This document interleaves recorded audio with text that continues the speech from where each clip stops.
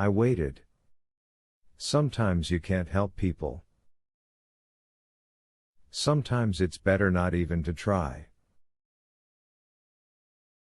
Paul, you speak in here as though you had 2 grown children in 1932, not just 1, but 2.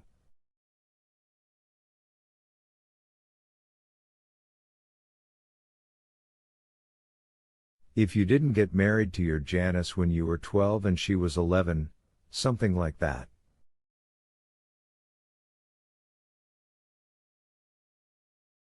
I smiled a little. We were young when we married, a lot of Hill people are, my own mother was, but not that young.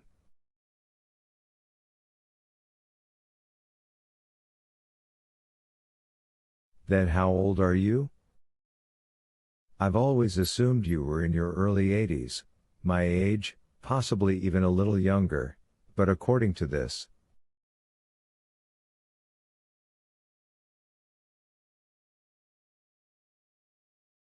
I was 40 the year John walked the Green Mile, I said. I was born in 1892. That makes me 104, unless my reckoning's out. She stared at me, speechless. I held out the rest of the manuscript, remembering again how John had touched me, there in his cell.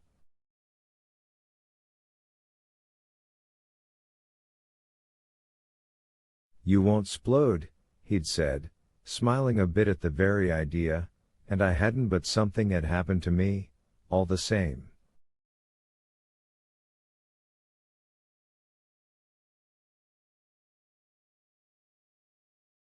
Something lasting. Read the rest of it, I said.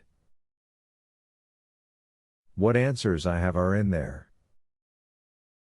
All right, she almost whispered. I'm a little afraid too, I can't lie about that, but all right. Where will you be? I stood up, stretched, listened to my spine crackle in my back.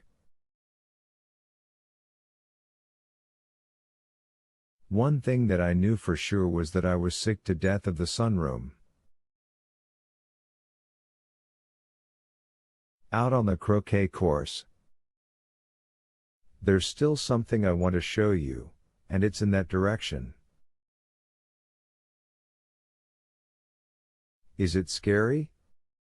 In her timid look I saw the little girl she had been back when men wore straw boaters in the summer and raccoon coats in the winter.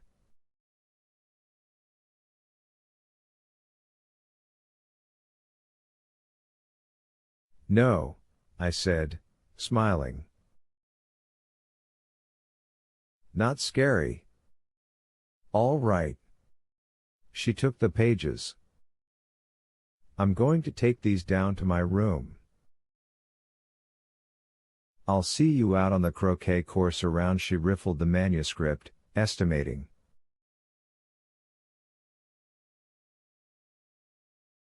"4? Is that all right?" "Perfect," I said, thinking of the too curious Brad Dolan. He would be gone by then. She reached out, gave my arm a little squeeze, and left the room. I stood where I was for a moment, looking down at the table, taking in the fact that it was bare again except for the breakfast tray Elaine had brought me that morning, my scattered papers at last gone.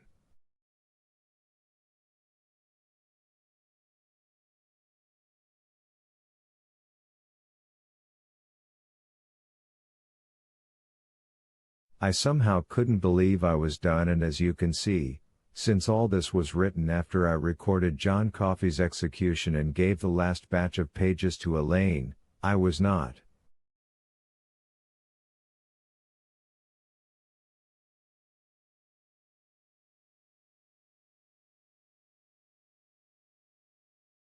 and even then, part of me knew why.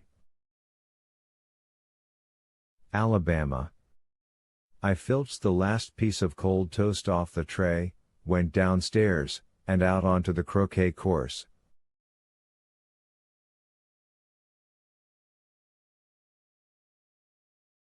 There I sat in the sun, watching half a dozen pairs and one slow but cheerful foursome pass by waving their mallets, thinking my old man's thoughts and letting the sun warm my old man's bones.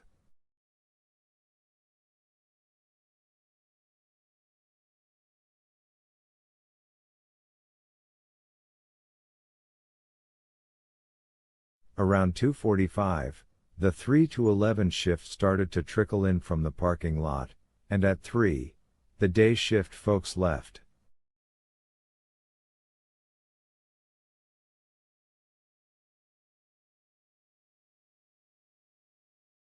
Most were in groups, but Brad Dolan, I saw, was walking alone.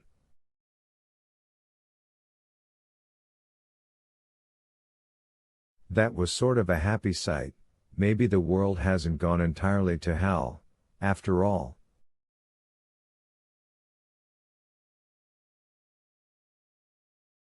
One of his joke books was sticking out of his back pocket. The path to the parking lot goes by the croquet course, so he saw me there, but he didn't give me either a wave or a scowl.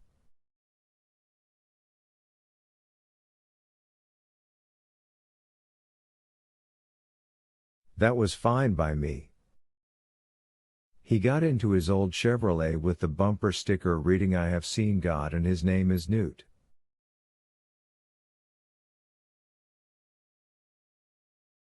Then he was gone to wherever he goes when he isn't here, laying a thin trail of discount motor oil behind.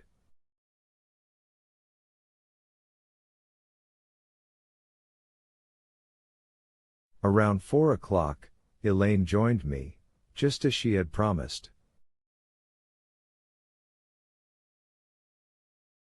From the look of her eyes, she'd done a little more crying. She put her arms around me and hugged me tight. "Poor John Coffey," she said. "And poor Paul Edgecombe, too." "Poor Paul," I heard Jan saying. "Poor old guy." Elaine began to cry again.